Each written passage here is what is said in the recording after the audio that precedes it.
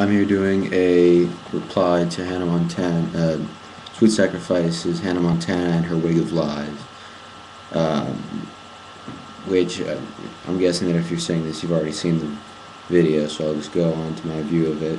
I myself have not actually seen the video. Surprisingly, I'm not an avid viewer of Hannah Montana. Um, and while I do not necessarily align myself with the goth subculture, it it has roots. Obviously I've been affiliated, I've been associated with goth. I've been called goth. A lot of my friends are goths, but overall, I wanted to do a video response. I was asked to do a video response, and I do have some views on this. For example, one thing I want to get out is she made a statement about how if they had made a remark about Christianity or Islam, people would have been absolutely um, outrageous. They'd be getting things from the FCC and the ACLU, but because it's what's the word I'm looking for here? Sorry, I'm a bit brain dead today, but because it's a categorization of people based on what they wear or the music they listen to, they're not going to do anything. Technically, it's not protected in the amendment, but what is in the Bill of Rights, what is protected is the pursuit of happiness, which goes along with what we do. Now, she's right. I'm going to say that most things that censor goth are basically, subcultures that have references to morbidity and the occult or whatever the hell, is because of the religious right. Now, I don't just bash the religious right. I'm anti-censorship, so I bash both the religious right and the politically correct left. But in this case, I have to blame the religious right. And what the thing is that the religious right views, wearing black, listening to metal or punk or whatever the hell else you listen to, as evil. And the reason that it's sort of hard for us to debate with the religious right is because we both have opposed views of what evil means. To the religious, evil is merely the rejection of divinity, while evil to the non-religious is more done through acts like murder, rape, acts viewed as, overall bad, causing harm. And from our viewpoint, we really don't. I mean, there have been a few incidences, obviously. There's been Columbine, which I personally probably shouldn't get into. There was a few juggalo murderers. There have been a few bad eggs, but that's to be found in every facet of society. I mean, you think there's never been anybody who was raised in a strict Christian home who didn't turn out screwed up? I mean, Albert Fish, Andrea Yates, Ed Gein, all very religious people who, quite frankly, went fucking insane. So, I mean, you really can't base this on what we choose to wear. Now, I can understand someone saying, a guy on the street wearing a Cannibal Corpse t-shirt and seeing what's on it, and then say that person does something violent, correlating it. It's not, I mean, let's be honest with ourselves, that's not a very outrageous thing to think. But I think a few more things should be looked at, such as home life, school life, mental problems, drugs and alcohol. There are a lot more factors, and I personally do not think that music can be blamed for violent acts. And yet, the people who record Hannah Montana and whatever, the overall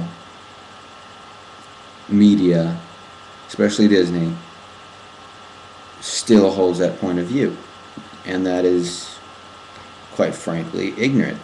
That's no different than hating someone because they're black or hating someone because they're Jewish.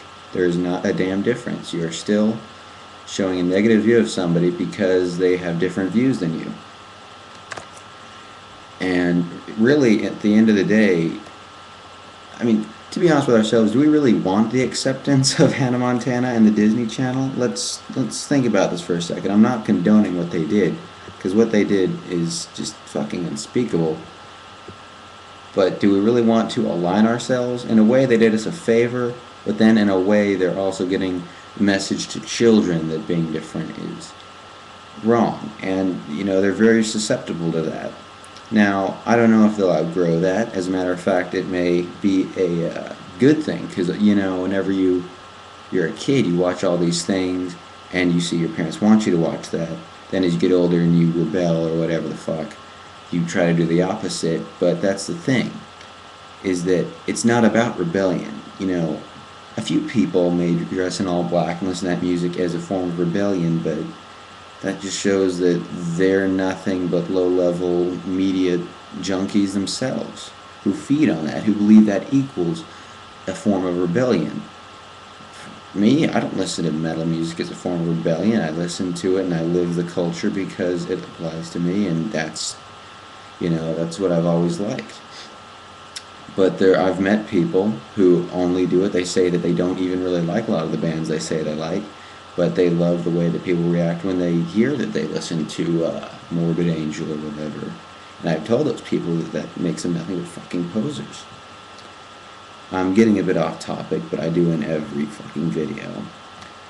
Basically, what they did on that Hannah Montana video was not only morally wrong, I believe that there should be some sort of constitutional law against it. Like, there should be something introduced to Congress that has to do with the way people are treated based on what they wear and what they listen to and all of that. I'm not saying that the FCC should come and ban that episode, because if there's one thing I'm against, it's the FCC doing anything.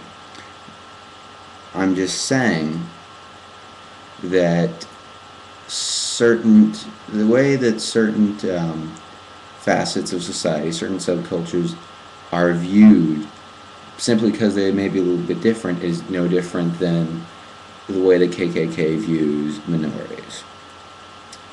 And really, if you want to get a good look at how the outsiders and the in crowd have reacted, honestly, this is going to sound really cheesy, watch 80s flicks. John Hughes movies have been, for me, a great way to look into this. Pretty in Pink, The Breakfast Club, The Outsiders. I know it's a book, and I know John Hughes didn't direct the movie, but all these things really take a look inside. And it's from a non-biased point of view. It takes a look at both sides of the story.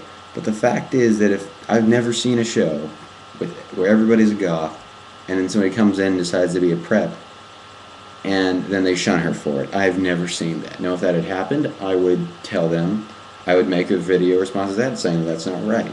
But the fact is that in today's society, that is not there. That normal-looking clothes and mainstream music are still what people want. That's what they want to see. You look in TV shows today. Have you ever once seen a goth kid on Dawson's Creek? I haven't. I mean, I've never watched an episode, but if you have, tell me if you ever have seen a goth kid. Now, what they'll have on there as a rebel is somebody in a leather jacket, and that is a dated interpretation of an outsider. But, in the words of the great metal band Creator, society has failed to tolerate me, and I have failed to tolerate society. I think that if we keep getting treated like this, sure, there should be some riots. I'm not gonna be blunt. I'm not gonna mince words here.